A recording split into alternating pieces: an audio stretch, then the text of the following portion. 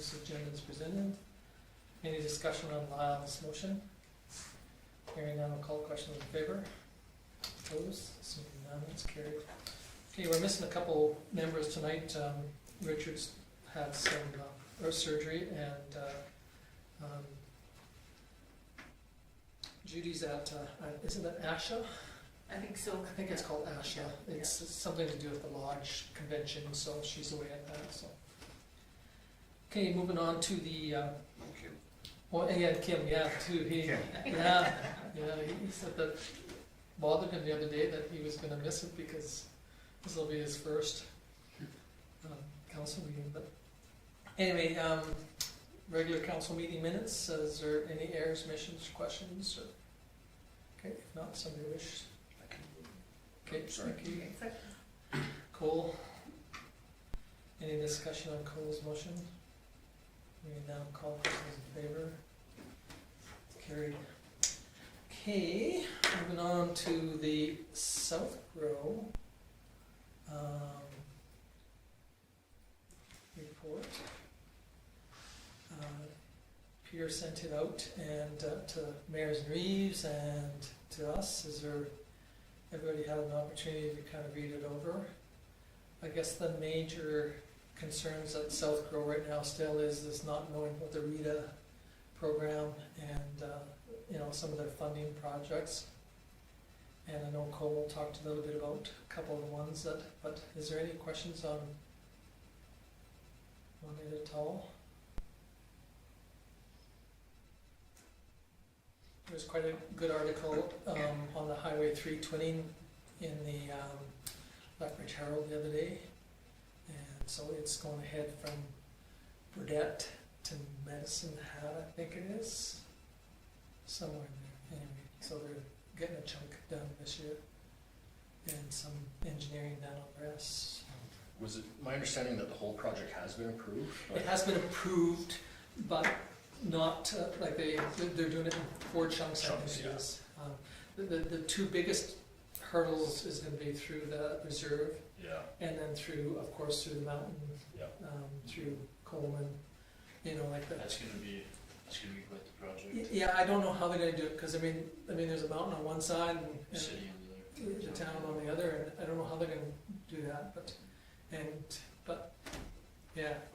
And unfortunately, through the reserve too, there's that 1 chunk in there too. That's going to be an expensive chunk too. So, so I think those 2 are the most expensive, hardest parts to acquire land. But anyway, but Peter, he does a good job of this report. And like I said, it comes to mayors and Reeves, so Karen's kind enough to put it in. I know it says it's to his mayors and Reeves, but it's for all of us. Okay, no questions on that. And then there was, again,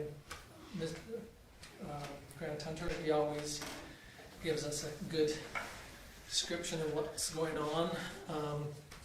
He's one of the few that come to the meetings from the government, but so he does bring up as much information as possible. So again, Karen's added it to our agenda. So is there any questions on?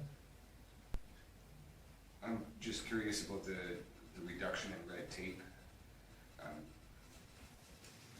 I'm just curious how it just seems like there's always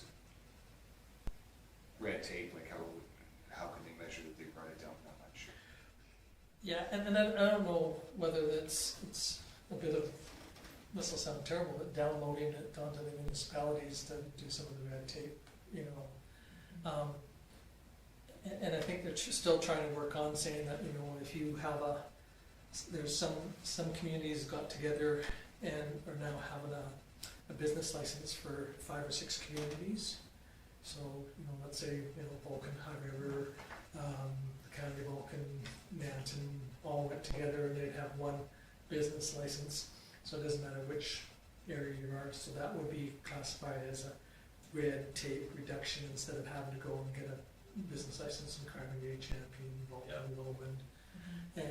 But again, you got to get all the municipalities together. But that might be another one that what they would say is that they promoted it. Some communities took advantage of it. So I don't know, really, to be honest with you, but if I remember, I'll ask at the next one. Anything else on grant hunters? Okay, if not, we can move on to ministers. We've got two of them there. Mr. McIver.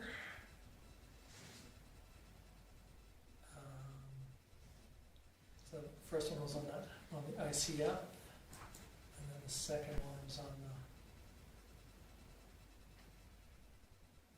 and again, that's there's another one where you say is this a reduction in red tape too, where they might say it qualifies, but there's the two, that the ICF, and then the second one is the library one. Now, Kim said that he forwarded this on to the library so that they have it for asking for any input in from the library itself. So, maybe I'm reading it wrong, but I tried to look through it a few times just to,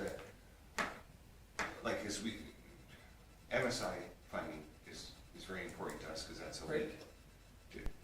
Is this saying that it's going to be the same average it's been, over the past 3 years?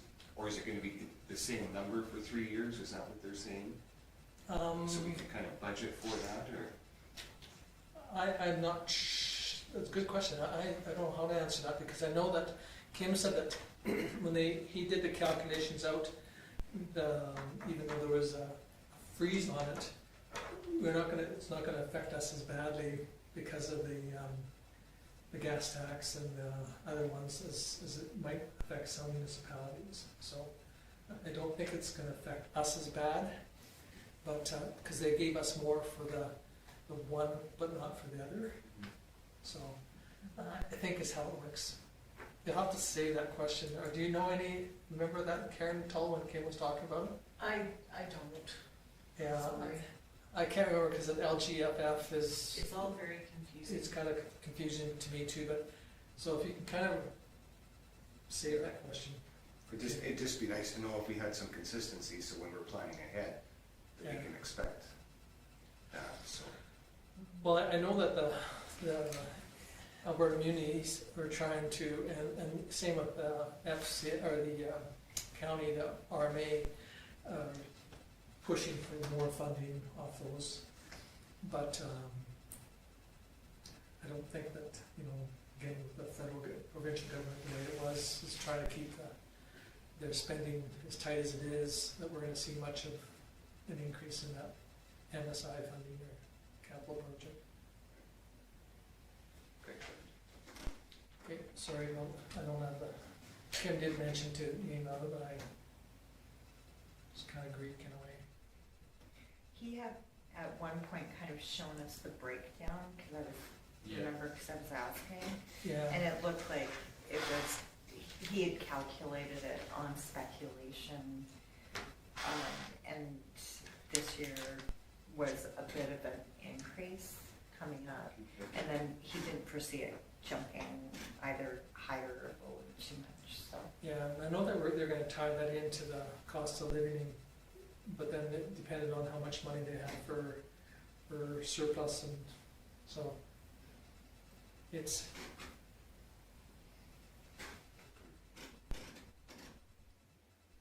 Okay, and then the other one, next one was that ICF one, engagement letter, but we've already done our ICFs, so. And then the last one was the library one. It's been forwarded on, so is there any questions on any of those three then?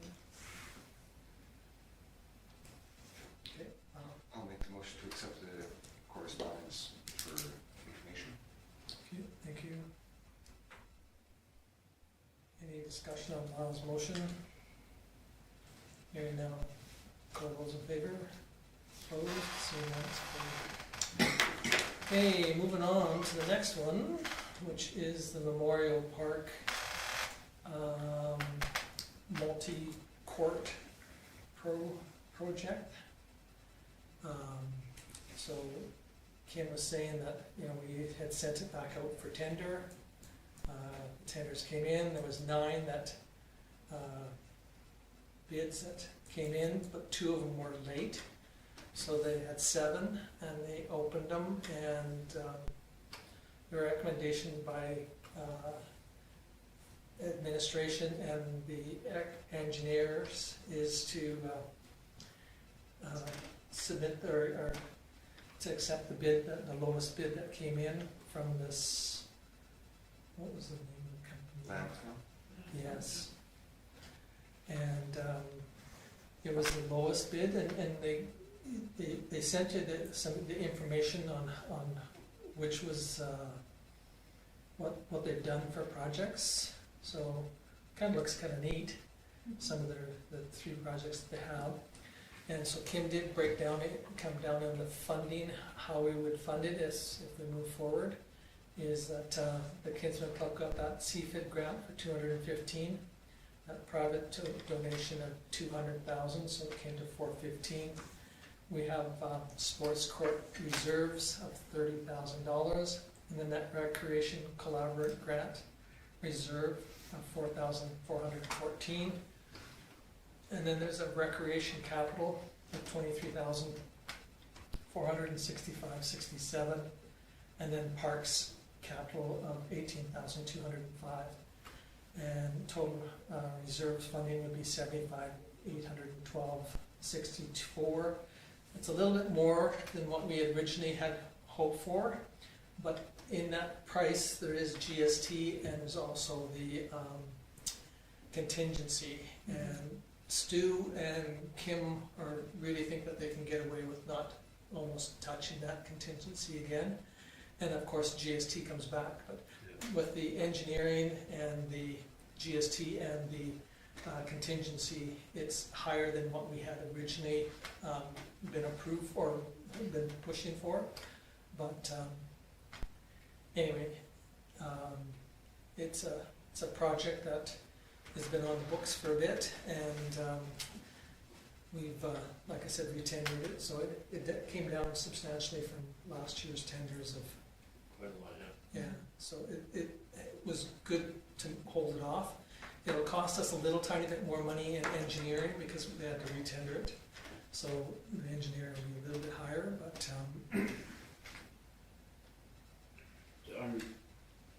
So they had 91 days on their original tender? yeah, and then they shortened it up to the 50, and partly is because of they're wanting to get it done in the timing for the company that's going to put this top coating on it. Okay. So that's why they shortened it up from the 91 days. All the rest of them, other than that one, was 135 at Russ Pet, but the rest of them were all in the 40, 45, 35, day mark. So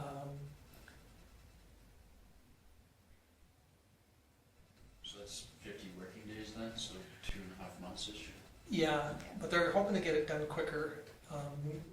The plan was they came out and looked, I guess, at the site, is to come in and kind of get as much done as they can in a timely fashion so that they can get everything buttoned up and so that they don't have to.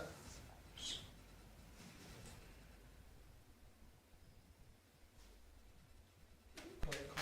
I think 5 years ago or so, I would look at that total cost of this project and it would be absurd to me, but having kind of trying to price out cement for a shop myself, it doesn't seem too bad, especially when majority of the project's paid for by grant funding and donation. Yeah. I'm actually pretty impressed with it.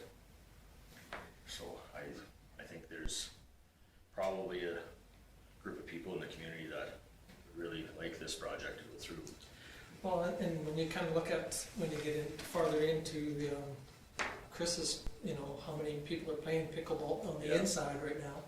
Now, I appreciate once you move outside there, you might lose some, but it seems to be quite a good sport that's really taken hold. And Well, and you could gain some too, because if that court gets built, maybe I'll take it up, because it's kind of looks like a neat facility. So. yeah, I think so too. So Well, and it is multi-use. So yeah, you can use that's it the for other beauty of things it. than just pickleball, but Yeah. street hockey nets too. Yeah. There will be kids out there with street hockey nets for sure. And the way I understand, just sorry for, the way I understand it, the surface is designed as a multi-court facility, so I assume that it's designed to be able to use. The one question that somebody asked is that, would we flood it and use it for a hockey in the winter time, or figure skating, or an outdoor arena? The biggest problem with that is that a lot of communities have found that if it's not sealed 100%, then they have lots of problems with when it starts to melt and freeze. And so, cold. Will, did you have a comment?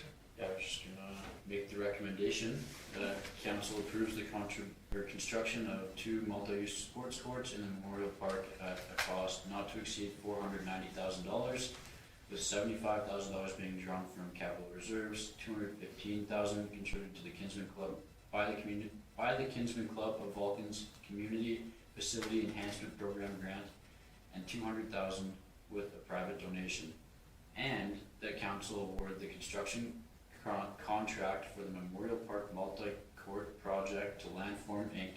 in the amount of $479,721.23, and direct SEMA Plus to prepare the necessary notice of award and contract documents. Great, thank you. That was a bit of a mouthful. Great. Any questions on Will's motion? Hearing none, call the questions in favor. Opposed? Seeing none, it's carried. Again, that's great. Thank you very much. We appreciate going on this, and then we can move forward with that project. And the next one is the declaration. Am I right? Or do I Yep. miss? Yeah. Declaration from Alberta Rural Health Week. We've done this in the past, or did it last year, I believe, and so it's fairly straightforward. Is there any question on this one? Cool. I'd like to recommend that council declare May 27th to May 31st, 2024 as Alberta Rural Health Week, and that the mayor execute the joint participation on behalf of the town of Vulcan. Okay, thank you. Any questions on Cole's motion? Hearing none, call the question in favor. Opposed? It's carried. Okay, moving on to the Chinook Intermunicipal Subdivision and Development Appeal Board member at large appointment. It's kind of straightforward.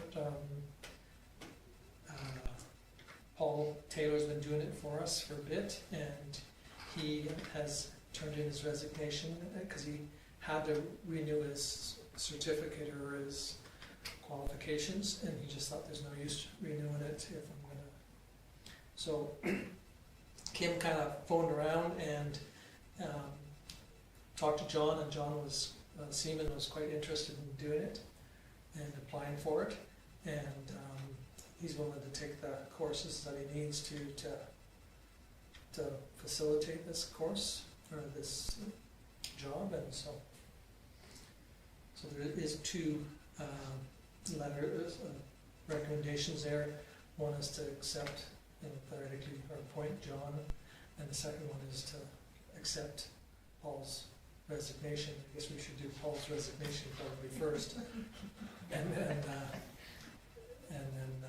John's appointment. So is that 2 separate motions? I think it's best if we do.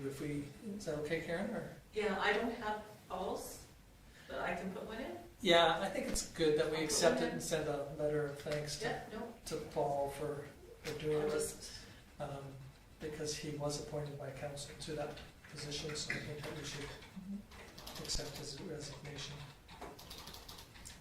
So somebody wish, well, I'll make the recommendation that council accepts the letter of resignation by Paul Taylor, and also that town council appoints John Seaman to represent the town of Vulcan as a member at large. are you gonna do the separate ones?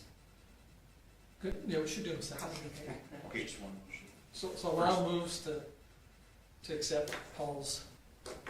sorry, no.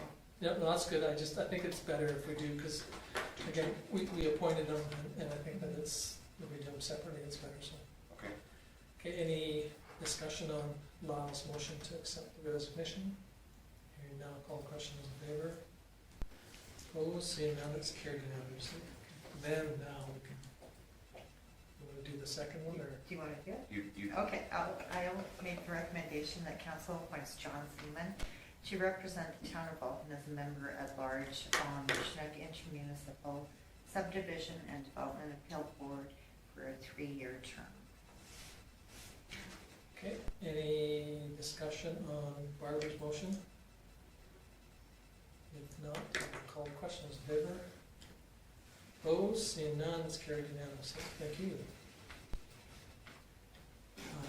Okay, moving onward to the committee reports. We have one there from Victim Services.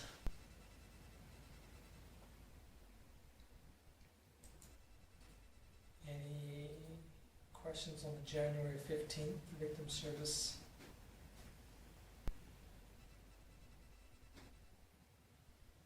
Okay, then the Marquis Foundation, January 30th.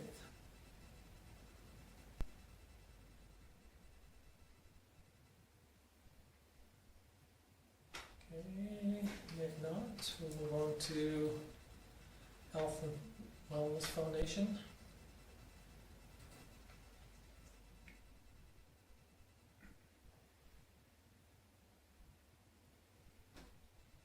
Okay, and if not, then we'll move on to Mayor's Reeves.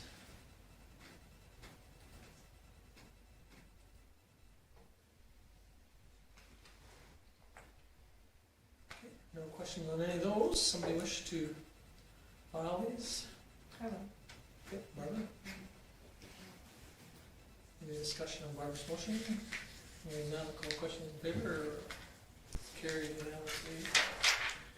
Okay, moving on to Councillor Reports. Councillor Magnuson. I haven't had any meetings,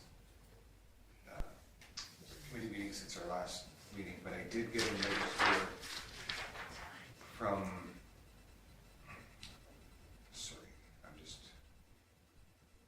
our Attraction and Retention Committee. We were looking to see if we could get help for housing for locums and medical staff that are here, and we applied to the sorry, it's not showing up on my the Health and Wellness Foundation. We sent them a letter to see if we just weren't sure which route to go for, to see if we could get a grant or something to help purchase a residence or something for that, but they said that's not in their wheelhouse to do something like that. They're supportive of something like that, but we tried to find a way to, I guess we're still looking for a way to try and find a house or some sort of residence for people to stay at while they're here working, just because our vacancy rate is basically nil, and our residential market right now is very, 5 houses for sale in town and 2 of them on offers. It's that slim right now. So. But other than that, I've had no other meetings. I have MPC tomorrow and Flying Club week after that. Okay, any questions for Lyle? No, thank you. Councillor Smith.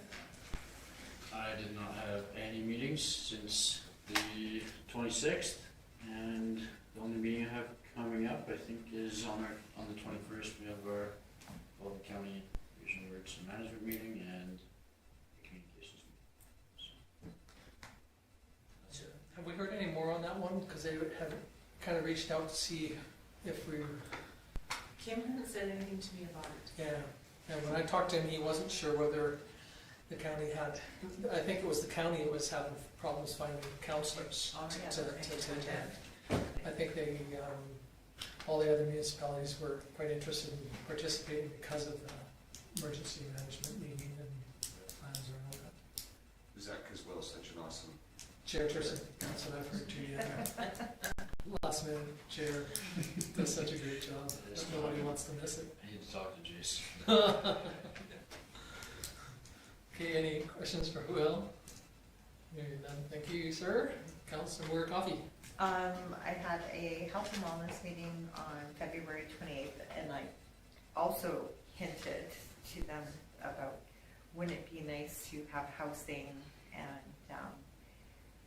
they just looked at me like I was crazy, but yeah, I don't think, I just said perhaps it needs to be a collaborative effort with many different partners, and maybe that's something that could be created. So I think it should be something that still should be, you know, I mean, I think it's I think it's really quite important.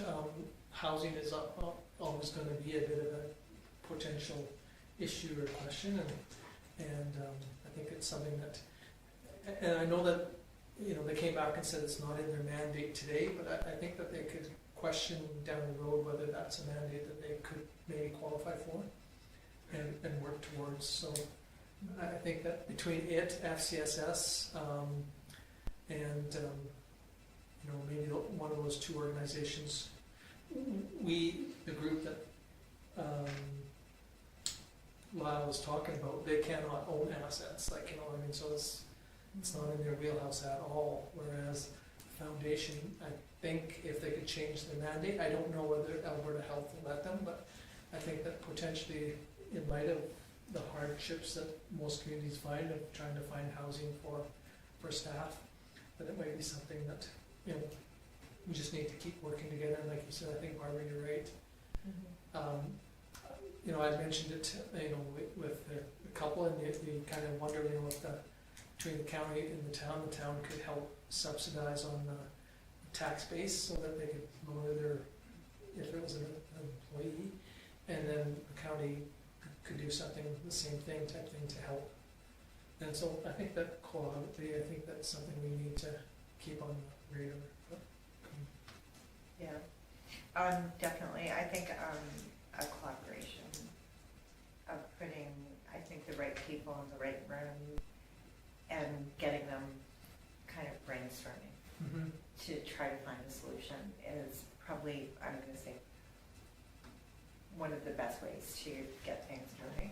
So, yeah. But that's all I had, and I just have an elder abuse meeting and a library meeting coming up. Okay. Any questions for Barbara? If not, thank you, Councillor Dunham. I haven't had any meetings in the past since our last council meeting. I would like to congratulate the U13 Vulcan Hawks for winning their banner and then qualifying for provincials. I know I don't really want to drive to Grand Cache, but we'll see how that goes. But yeah, we might do a bottle drive this Saturday to try to fundraise, so we might knock on some of your doors. Sounds great. No, I think that's super. I'm glad that, you know, again, you know, for some of us that our kids aren't involved in that, it's kind of nice when somebody does put it out on Life in Vulcan as an example, but because, you know, it's a real testament to the kids and to the coaches and the community that our kids are out there playing hockey instead of. Well, and I don't think our association's ever won a provincial banner, but I'm not saying we're going to, but we might be in the hunt anyway, so we'll see. Yeah, it sounds great. I know when I played, we did provincial hockey up by Height, Beaver Lodge up that way. Yeah. And we were young, probably the best part of the trip was the drive up there on the bus. Cool experiences I just to. think we're getting a bus. We're kind of talking about Aspen Crossing, and that might be something we do, but it's so last minute, it's hard to fundraise for something. I remember when I coached Will's team and we went to provincials, we didn't fare too well up there. The quality of their play was better than ours. But yeah. No, I think that's great, and you know, like I said, I really think that we need to blow our horn whenever we get a chance to say what, our kids have done or doing. So, Well, and the kids, they're pretty eager to plan a parade float for the Vulcan Spot Day parade. well, I think that's great. Oh, nice. So I we'll think see. that's super. I might not be able to join you guys in that one then. Oh, no, no. I think it's super that if the kids can do that, it's so much better if it comes from them. Yeah. Okay, anything else, Cole? Nope, that's it. Okay, any questions for Cole? No, thank you. I had a couple SAWA meetings. We had planned to have a SAWA board meeting with HZI to do a presentation and ran into some wrinkles, so it's been postponed. Then I had a SAWA meeting to discuss the directions that we need to do so we can get this meeting together and put it on for the board members. Then Mayors and Reeves, some of the information's been brought forward. We had only one MLA, which was Grant Hunter. He came on and he kind of explained what he had talked about. And there was no MPs there, and there was, like I said, Grant was the only one that came on. And a bit of a discussion. There was some municipalities are quite happy with the direction that the provincial government came down with the renewables, especially the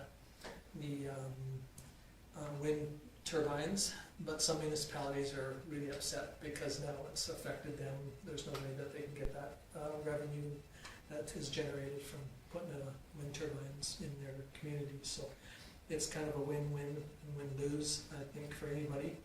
I think the majority of them were kind of happy that there was some philosophy put into reclamation, so that the companies can't just go bankrupt and not have any funds put away for reclamation. The bad thing about it, again, is that nobody wants to put insurance money or money up front to help if something goes south. So there was quite a good discussion on that. There was 13 people in person, and there was 14 online for that Mayors and Reeves. They hosted it this time instead of in City Hall because City Hall had something going on, so they had it at the library, the Chinook Arch Library Board area. And nice facility. And then I went to the town hall meeting with 9 other people for the town hall with our MLA, and his major goal or push or discussion was on the budget, how the budget, what it did or didn't do, and how it affected people. And unfortunately, when you only have 9 people show up, it's like ours. It's pretty hard to get a feel for what. But anyway, the question did come about.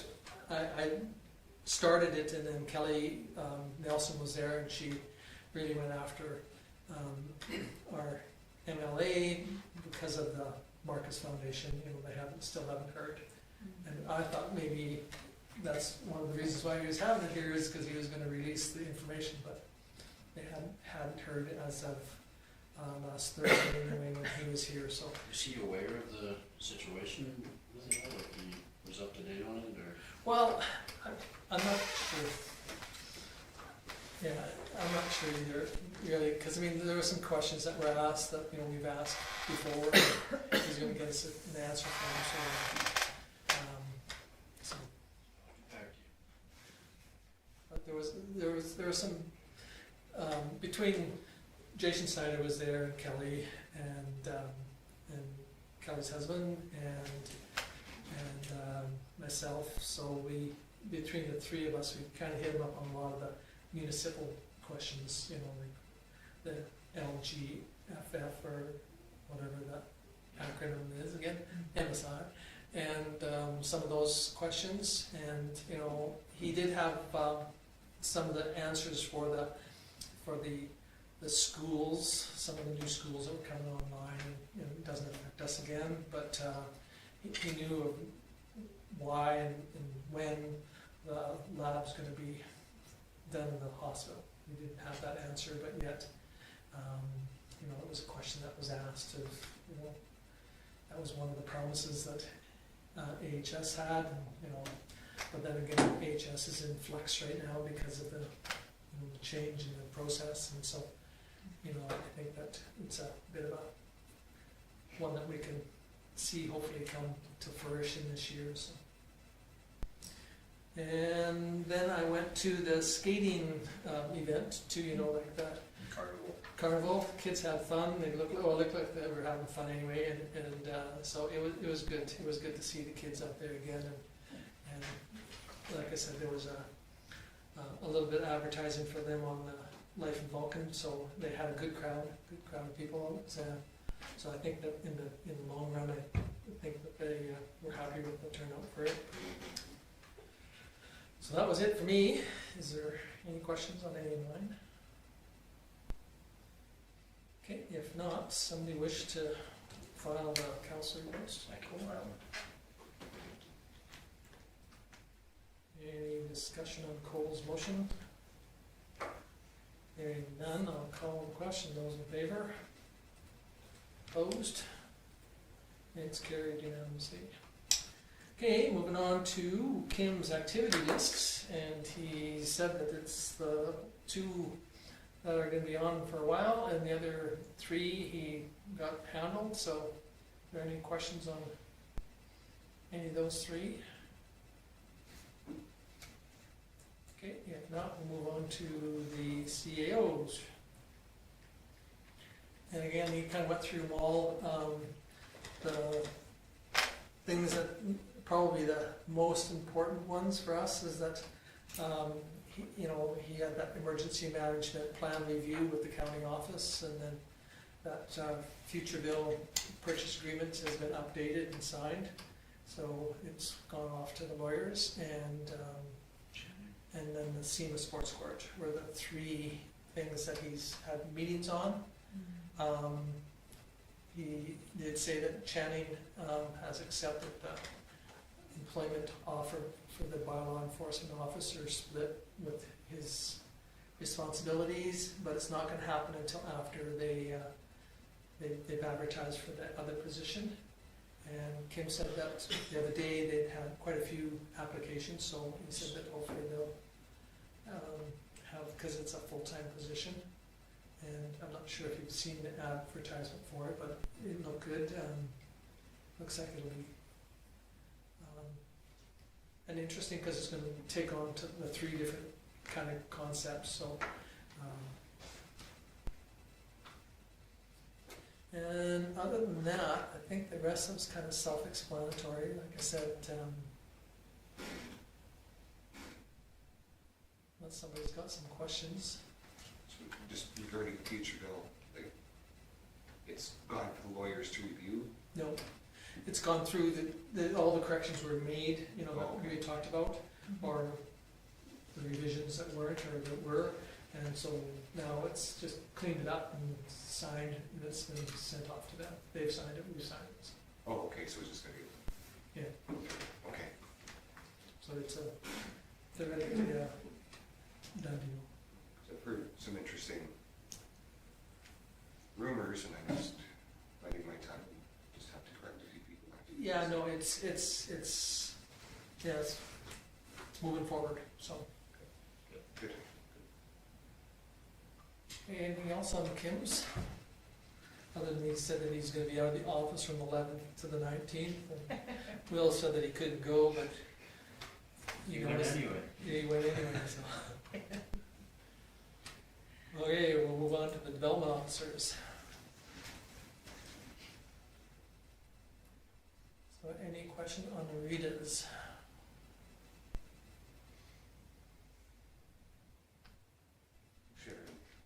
Next scheduled meeting should have been in March. Because we have a meeting tomorrow. Right. So, change that. You have to resurvey the lots for the apartment building. Yeah, remember how that road kind of had that curl in it? Yeah. And then we talked about straightening it out. Yeah, So they have to resurvey that before they'll, oh, I see, there's no timeline on I don't know, it. So is that up to us, or is that up to Christine Holmes? no, it'll be up to Christine Holmes. But then we'll have to go through a road closure, because that little chunk was registered as a road. Mm. So then we have to, once it's been surveyed, then we'll send that survey off to transportation to have it closed, and then, so it's not it's not a done deal instantly. It takes a bit of, they have to advertise it, and, Remember that red tape thing? Mhm. Yeah. Yeah, that's Yeah. exactly. yeah. There it is.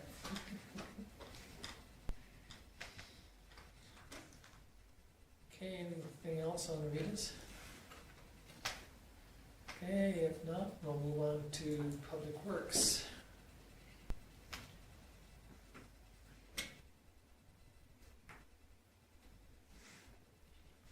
Looks like he had a bit of a go with the water leak thing and. Yeah, I'm not sure how much has been shared with you guys, Cole. Have there been much shared on that water leak that they had? Not that I didn't know anything I about didn't- it. Oh, did you? I didn't Oh. know anything, so I. Well, I ran into Stu one day, and Stu and I have a great working relationship because I'm very snoopy when they were doing some of the work. So, we were kind of, picking each other's brain, or he was picking my brain a little bit of potential where it is. Yeah. And it didn't surface. That's the problem for a long time. And it wasn't a very big leak, but it was enough that he was quite concerned. And the other problem is too is that, there's two major reasons, or three reasons that you really worry about a leak. One is, the water that loses. Number two, the damage it does sometimes when it surfaces. Yeah. And then number three, the damage it can do if it doesn't surface. And so, I think his concern was that if it was close to the air gap tank, that, with the freeze thaw, drives that moisture down and freezes, and then it'll push the tank out of the ground, if you get enough water around it. So I think that was a major concern. But they kind of ran into some, weird anomaly around it, and so I think by the sounds in his report that they've put in a kind of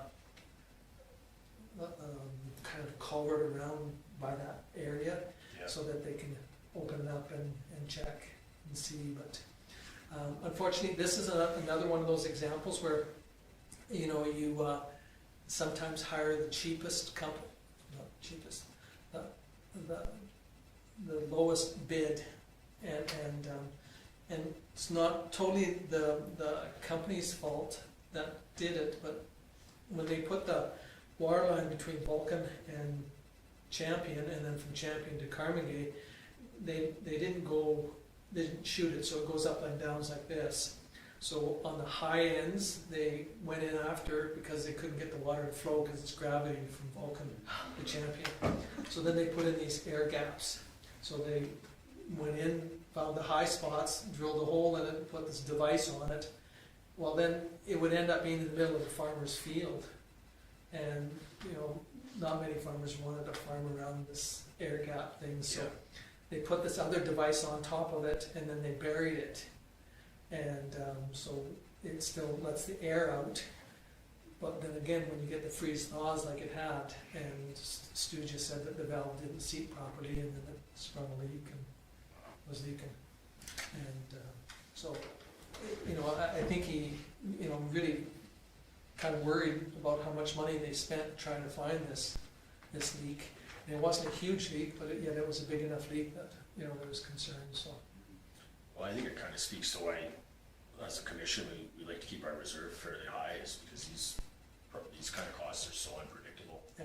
And they are expensive. Well, and I think too, the sad thing about it all is that, like you said, is that you never know when it's gonna happen, Yeah. and, so, personally, it doesn't bother me to see the reserves being built up where you can. As long as it doesn't get to be Yeah. too huge, but yet, you need to have it so that if there is an emergency, and sometimes that's another advantage too of having people that have a little bit of local knowledge of what's involved in there, so that if something happens, they have an idea that, there's, air gap tank, and there's, 5 these air reliefs, and where they're at, and I actually found it interesting that it was kind of like, I'm assuming from what I was reading here, that it was our town crew that was troubleshooting all of this. Yeah, well, doing- because of our contract with the Yeah. Water Commission, it's their responsibility to do it. But again, because it didn't surface right off, but yet they knew that they had a problem. They knew that their water was disappearing somewhere, so. Okay, any other questions on either one of Stu's reports? Okay, if not, we'll move on to community services. Again, so this is Chris's report. Kim said that he wanted everybody to know that he's planning on, once they start doing some more stuff on the development side, he'll add it as another, so he'll have more or less tourism, the recreation, and then he'll have the development. So as this new person comes online and starts doing some more on the development side, he'll have some of the other numbers. But there was that pickleball numbers there, the 3 days a week, and the numbers for that. 16 people to the winter games for pickleball. Pardon me, sorry? Sending 16 pickleball players to the Alberta 55 plus winter games. Yeah, isn't that kind of neat? Yeah. Come from the community, it's kind of neat. That's awesome. And, there's another number that's kind of interesting too, the number of staff members that they have for the swimming pool.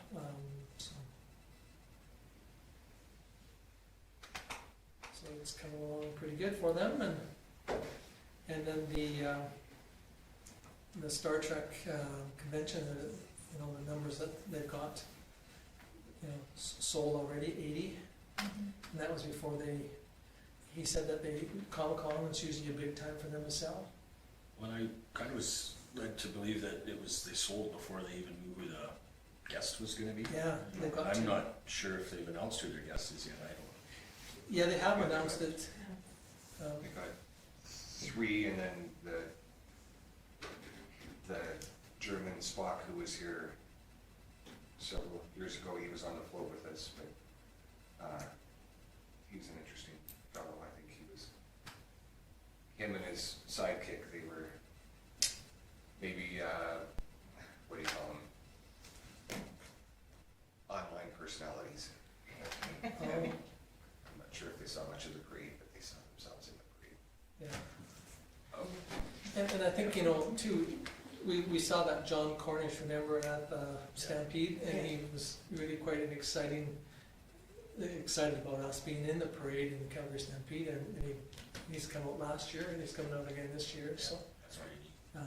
that's really quite neat too, so.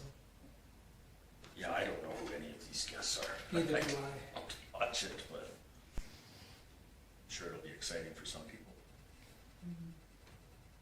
That's the thing, we just gotta convince people that we don't have to be Star Trek fans here, but we're getting hundreds of people Yeah. coming in who are, so we need to give them something to, Look forward to. yeah. Okay, any other questions? And the other one too is that they, what they really wanted to highlight is they've changed their method of doing inventory control, and so we're hoping to have a better handle on how their inventory is coming and going, and what they've gone over. As their purchases come in, they implement them into the new format. So, what our point of sales. So. Okay, anything else on Chris's? Okay, if not, we can move on to the fire chiefs.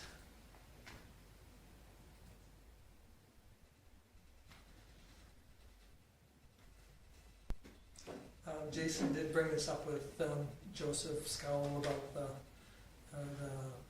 first responder medical assist one. He didn't talk too much. He did talk very little about that new grant that was going to be out there for education for first responders. He didn't speak much about that, but Jason really went after the numbers that are out there for this and the shoot times and that. So Just pushing all over the place. yeah, he's Using our frisk meeting too, and he talked about it for a good time. yeah. So Yeah, we have seen improvements locally, but the problems are everywhere else still. So. well, that's what Jason kind of said too. He said that we kind of harp on locally, and things get better, and then Nanton kind of looks like it's fallen off, and then they get on the bandwagon, and then all of a sudden ours kind of goes downhill a little bit, and Still from Peter to Paintball. yeah. So, but unfortunately too, though, I mean, AHS right now is doing a major push on advertising to hire more, paramedics and EMTs, and also their whole staff. So I think that you're going to see some of these numbers hopefully in the near future change. But I think some of it is also a bigger issue of rural transportation, because I do know that there are some people in our community that apparently have called 911 to get them to different various appointments because they have no way of getting yeah, there. transportation. And there's no transportation that is viable for them to be able to get from point A to point B. Yeah. And so, I think that it kind of puts our fire department into a difficult position. And, and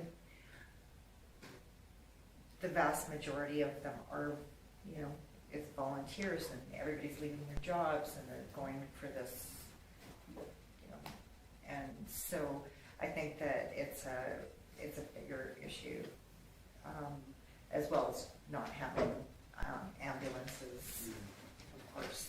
It's tough on our EMS staff too when they're doing a non-emergent transfer, and they can hear when there's another call, when there's An actual there's a emergency. strap where someone gets dispatched to Vulcan for something that's bigger. Yeah. Yeah. They're busy doing non-emergent transfers, but It's tough to expect people to volunteer as well with the price of fuel and everything too. Like a trip to Calgary is almost a $50 to $100 a day, just in cost. it's So a it's a big time commitment to it is. do it now with all the courses and everything you have to take. So. So anyway, there's Peter's numbers that he supplied for us. Any questions on any of that?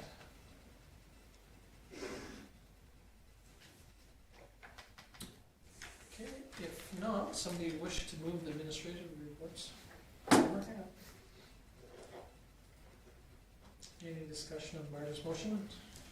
Hearing none, all persons in favor? Opposed?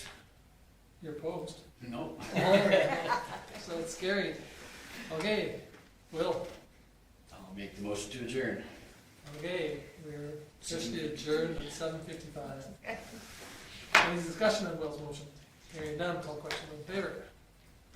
Now we're officially adjourned at 7:55.